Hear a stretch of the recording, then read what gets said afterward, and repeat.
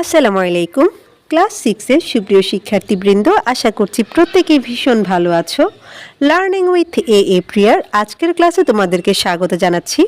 আমরা আজকে আলোচনা করছি তোমাদের লেসন 4 থেকে এবং আমাদের পেজ নাম্বার হচ্ছে 11। আর এর আগের ভিডিওতে আমি এই লেসনের পার্ট A3 এর এইটুকু অংশ আলোচনা করেছি। আজকে আমি নাম্বার 4 থেকে আলোচনা করব। আগের ভিডিওগুলো যদি তোমাদের কারোর প্রয়োজন বলে মনে হয় তাহলে আমার প্লেলিস্টে গিয়ে দেখে নিতে পারো।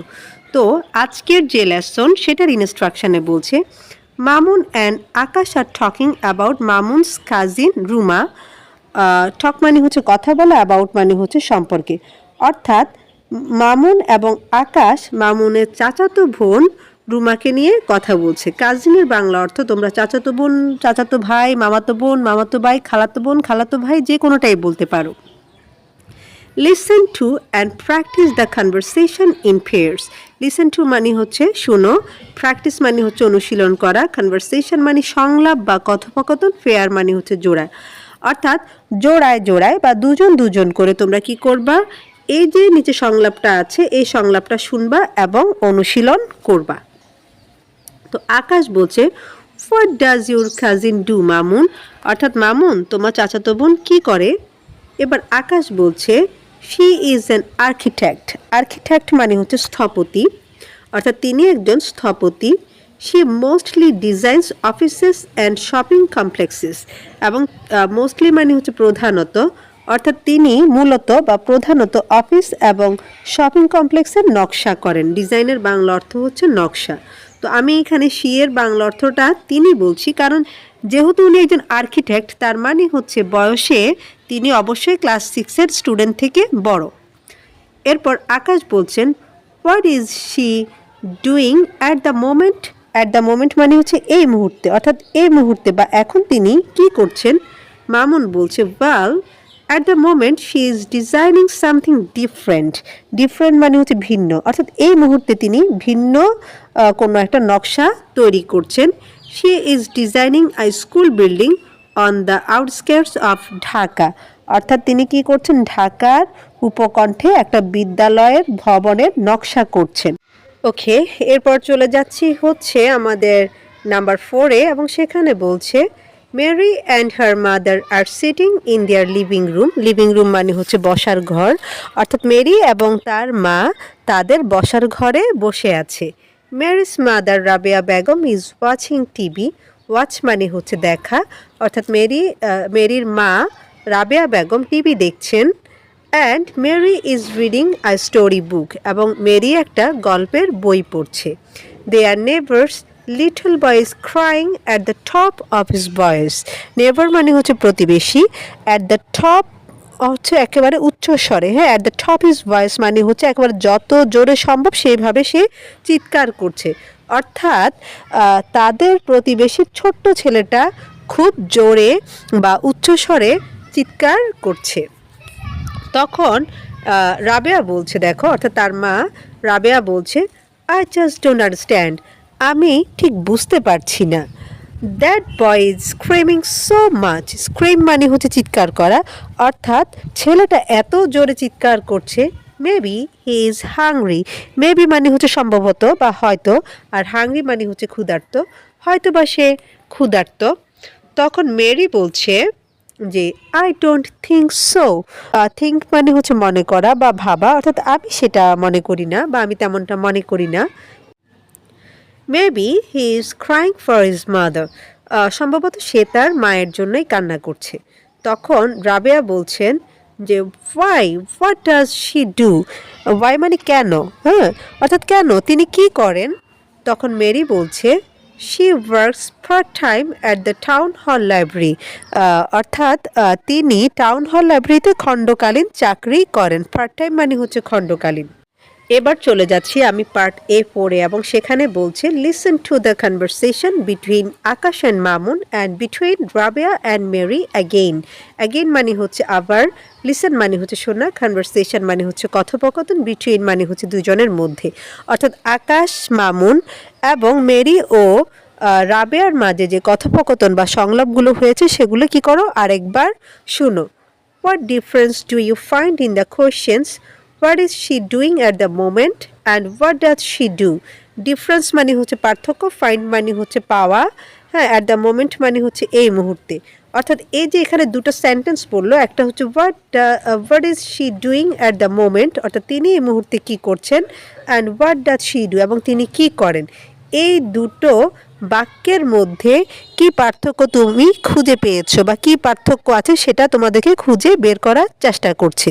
তো এখানে দেখো একটা জিনিস, যে what does she doing at the moment, অর্থাৎ এই মুহূর্তে তিনি কি করছেন, এটা দিয়ে বোঝানো হচ্ছে যে তোমার এই মুহূর্তের কাজটা কি। যেমন তোমরা এই মুহূর্তে কি করছো, তোমরা এই মুহূর্তে হচ্ছে আমার এই ভিডিওটা শুনছো সবাই, অথবা আমি এখন কি করছি, আমি এখন তোমাদের সাথে কথা বলছি।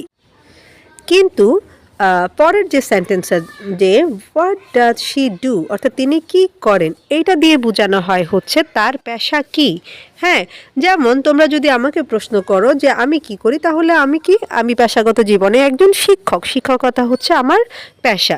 তদ্রূপ তোমাদের বাবা মা বা যারা আরও আছেন ফ্যামিলিতে, তাদের প্রত্যেকের কোনো না কোনো পেশা আছে। তো এই যে সেন্টেন্সটা, পরের সেন্টেন্সটা দিয়ে মূলত আমাদের পেশা বোঝায়।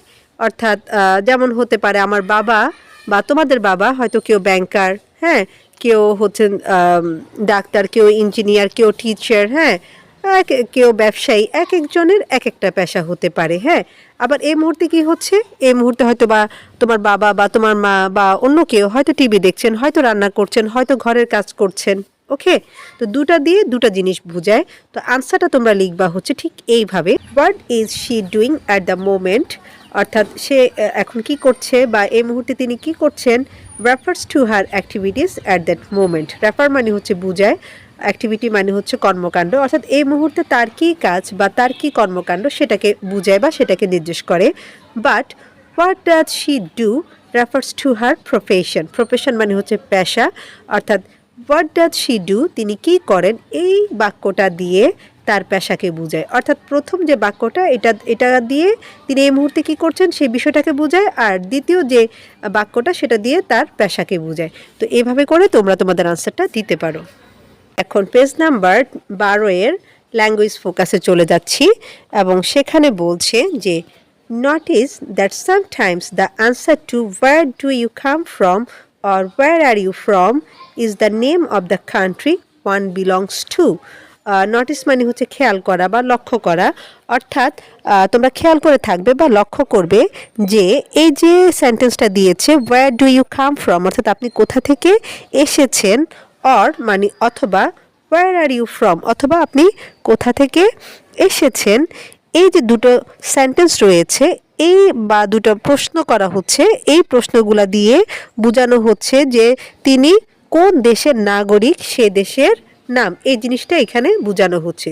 তো আমরা যদি কোনো একটা মানুষের দেশ সম্পর্কে জানতে চাই, যে আপনার দেশের বাড়ি কোথায় বা আপনার দেশ কোথায়, এরকম যদি জানতে চাই, তখন আমরা বলতে পারি যে where do you come from. But when both the speakers are from the same country, same মানে হচ্ছে একই, স্পিকার মানে হচ্ছে বক্তা, কিন্তু যখন উভয় বক্তাই একই দেশের হয়ে থাকে, the question would obviously mean what part of the country one belongs to.